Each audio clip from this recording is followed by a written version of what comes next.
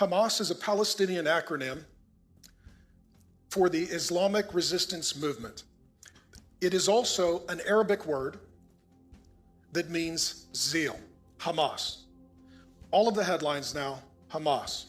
Hamas is also a Hebrew word in the Bible. It appears here in Genesis 6:11, in the days of Noah. Now the earth was corrupt in God's sight, and the earth was filled with violence, Hamas. Hamas is the Hebrew word for violent evil. And that word filled is sometimes translated, including in Jeremiah, if memory serves me correct, as possessed. The whole world was possessed by the spirit of Hamas. It's demonic possession globally. Demonic possession is the counterfeit of being filled with the Spirit. Hamas is a spirit. Hamas is a demonic spirit of violence that is antichrist.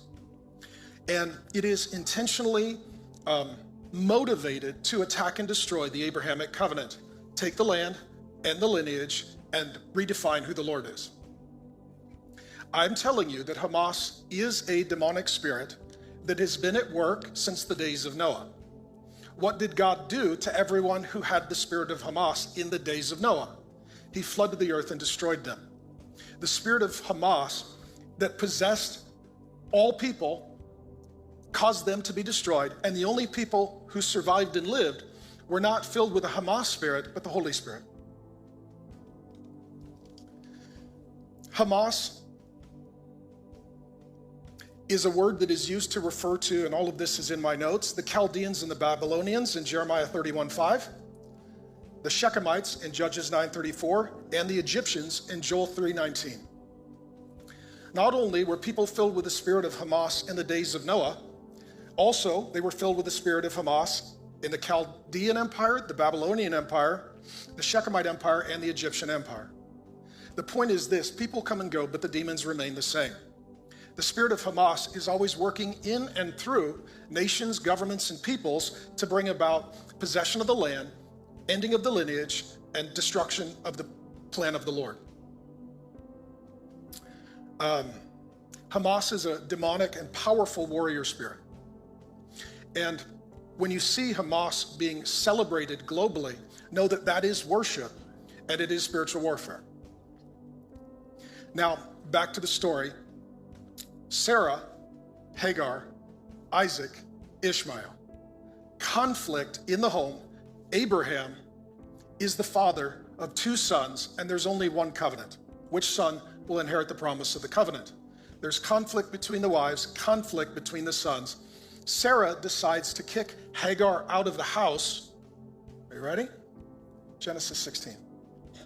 Sarah said to Abraham, "May the wrong, Hamas, done to me be on you. I gave my servant Hagar to your embrace, and when she saw that she had conceived Ishmael, she looked at me with contempt. May the Lord judge between you and me." Now, Sarah invited Hagar into the home, and it was her idea for her husband to marry this Egyptian woman. And when Hagar moved into the home, Sarah told her husband, "We need to cast out." You know what you do with the demon? You cast it out.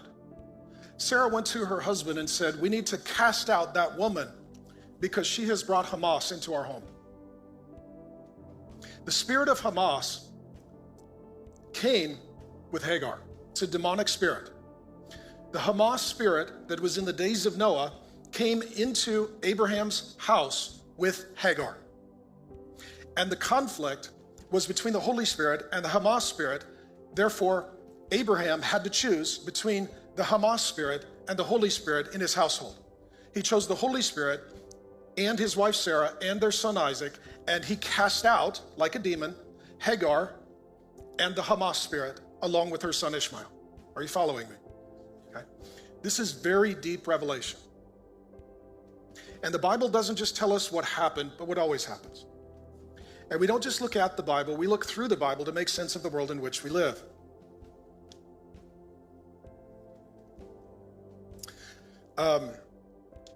The battle in Abraham's home is the battle in Abraham's homeland today.